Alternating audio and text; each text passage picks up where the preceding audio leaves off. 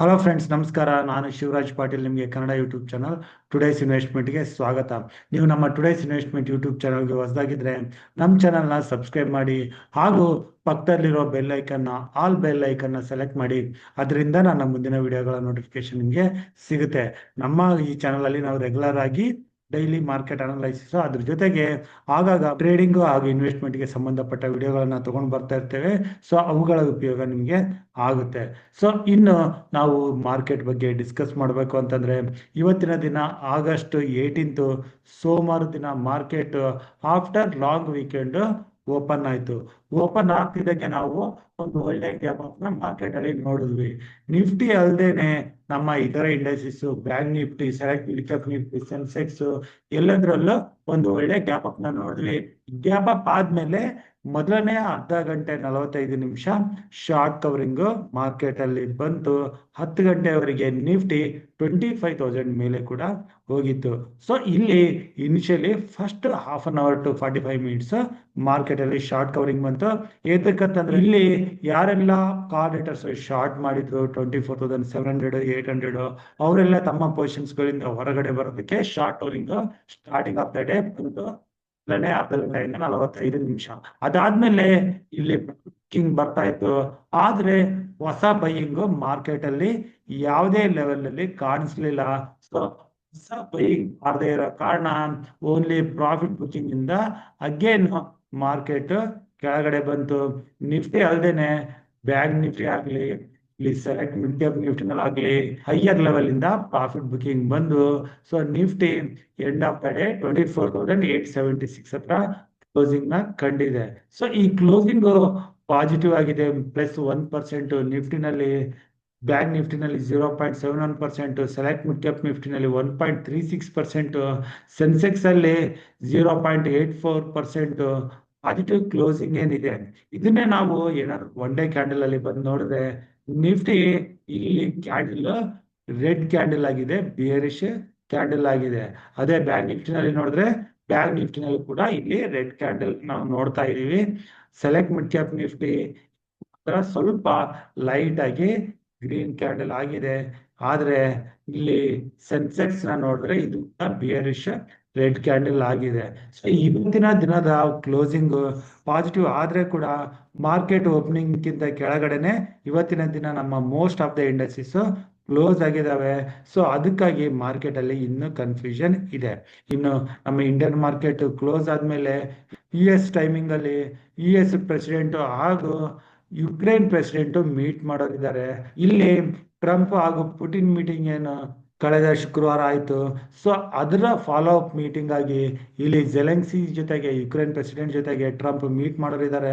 So ಇಲ್ಲಿ ಏನೇನೆಲ್ಲ outcome ಬರುತ್ತೆ, ಯಾವ ರೀತಿ ಡೆವಲಪ್ಮೆಂಟ್ ಆಗುತ್ತೆ, ಸೊ ಮೀಟಿಂಗ್ ಆದ್ಮೇಲೆ ಏನಾದರೂ ಹೊಸ ಅನೌನ್ಸ್ಮೆಂಟ್ಗಳು ಬರ್ತಾವ, ಅದ್ರ ಮೇಲೆ ನೆಕ್ಸ್ಟ್ ಮಾರ್ಕೆಟ್ ಮೂಮೆಂಟಮ್ ಇರುತ್ತೆ.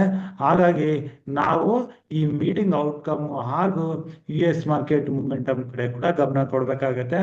Over night even gift moment ಕೂಡ ಯಾವ ರೀತಿ ಇರುತ್ತೆ ಅಂತ ನೋಡ್ಬೇಕಾಗತ್ತೆ. ಸೊ ಅದ್ರ ಪ್ರೈಸ್ ಆಕ್ಷನ್ ಮೇಲೆ ನಾವು ಇಂಟ್ರಾಡೇನಲ್ಲಿ ಮೂಮೆಂಟಮ್ ನ ಕ್ಯಾಚ್ ಮಾಡೋಕೆ ಹೆಲ್ಪ್ ಆಗುತ್ತೆ.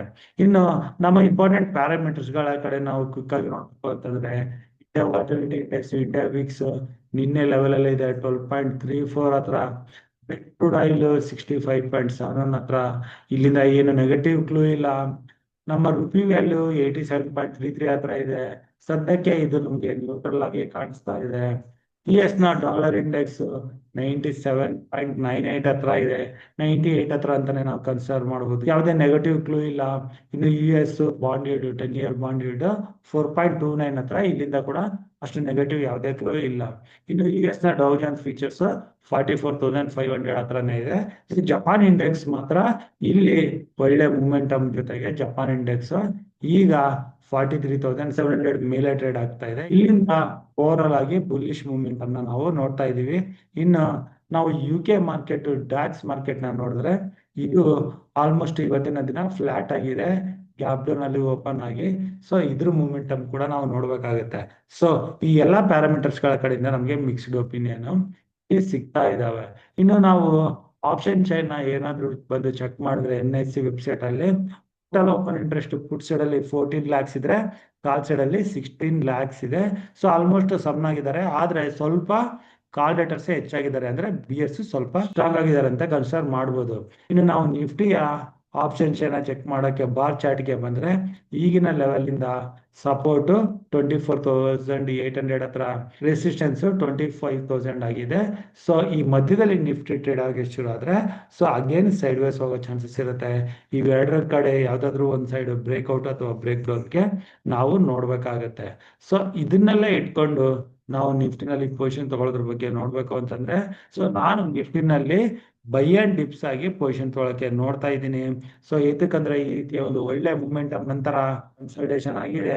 ಸೊ ಇಲ್ಲಿಂದ ಯಾವುದೇ ಕಾರಣದಿಂದ ನಮಗೆ ನಿಫ್ಟಿ 10-day ಮೂವಿಂಗ್ ಆವರೇಜ್ ಹತ್ರ ಅದು 24,670 ಇಂದ 700, ಸೊ ಈ ಲೆವೆಲ್ ಅಲ್ಲಿ ಸಪೋರ್ಟ್ ಅಂತ ಬಂದು ಇಲ್ಲಿಂದ ರಿಕವರಿ ಕಾಣ್ತಾ ಇದ್ರೆ ಇಲ್ಲಿಂದ ನಾವು ಲಾಂಗ್ ಪೊಸಿಷನ್ ತೊಗೊಳಕ್ಕೆ ನೋಡ್ಬೋದು. ಅಥವಾ ನಿಫ್ಟಿ ಏನಾದ್ರು ಸ್ಟಾರ್ಟಿಂಗ್ ಆಫ್ ದ ಡೇ ಇಂದಾನೆ ಪಾಸಿಟಿವ್ ಅಂತ ಟ್ರೇಡ್ ಆಗಿ ಇವತ್ತಿನ ದಿನದ ಅಂದ್ರೆ 18ನೇ ತಾರೀಕು ಹೈನ ಕ್ರಾಸ್ ಆಗ್ತಾ ಇದ್ರೆ ಅಲ್ಲಿಂದ ಅಗೇನ್ ಶಾರ್ಟ್ ಕವರಿಂಗ್ ನ ನಾವೇ ಎಕ್ಸ್ಪೆಕ್ಟ್ ಮಾಡ್ಬೋದು. ಸೊ ಈ ಮೂಮೆಂಟಮ್ ನನಗೆ ಅಟ್ಲೀಸ್ಟ್ 25,200 ಟಾರ್ಗೆಟ್ ಕಾಣಿಸ್ತಾ ಇದೆ. ಪುಟ್ ಪೊಸಿಷನ್ಸ್ ನ ಸದ್ಯಕ್ಕೆ ನಾವು ನೋಡ್ತಾ ಇಲ್ಲ. ಇನ್ನು ಬ್ಯಾಂಕ್ ನಿಫ್ಟಿಗೆ ಬಂದ್ರೆ ಬ್ಯಾಂಕ್ ನಿಫ್ಟಿ ಈಗ 55,745 ಹತ್ರ ಇದೆ. ಸೊ ಇದರಲ್ಲಿ ಯಾವ್ದೇ ಟ್ರೇಡ್ ತಗೊಳ್ಳೋದು ಬೇಡ. ಇದೇನಾದ್ರೂ 56,100-200 ಕ್ರಾಸ್ ಆಗ್ತಾ ಇದ್ರೆ ಅಲ್ಲಿ ಲಾಂಗ್ ಪೊಸಿಷನ್ ತಗೊಳಕ್ಕೆ ನೋಡೋಣ. ಈ ಮಧ್ಯದಲ್ಲಿ ಏನಾದ್ರು ಡಿಪ್ ಬಂದ್ರೆ ಕೂಡ ಇದರಲ್ಲಿ ಯಾವುದೇ ಪೊಸಿಷನ್ ತಗೊಳ್ಳೋದು ಬೇಡ, ಇದನ್ನ ಅವಾಯ್ಡ್ ಮಾಡೋಣ. ಇನ್ನು ಸೆಲೆಕ್ಟ್ ಕ್ಯಾಪ್ ನಿಫ್ಟಿ ಇದರ ಕ್ಲೋಸಿಂಗ್ ತುಂಬಾ ಪಾಸಿಟಿವ್ ಆಗೇ ಇತ್ತು. 12,826 ಹತ್ರ ಇದು ಏನಾದ್ರು ಅದೇ ಈಗಿನ ಲೆವೆಲ್ ರಿಕವರಿ ಕಂಡು 12,900 ಮೇಲೆ ಹೋಗ್ತಾ ಇದ್ರೆ ಅಲ್ಲಿ ನಾವು ನೆಕ್ಸ್ಟ್ ಲಾಂಗ್ ಪೊಸಿಷನ್ ತಗೊಳಕ್ಕೆ ನೋಡ್ಬೋದು.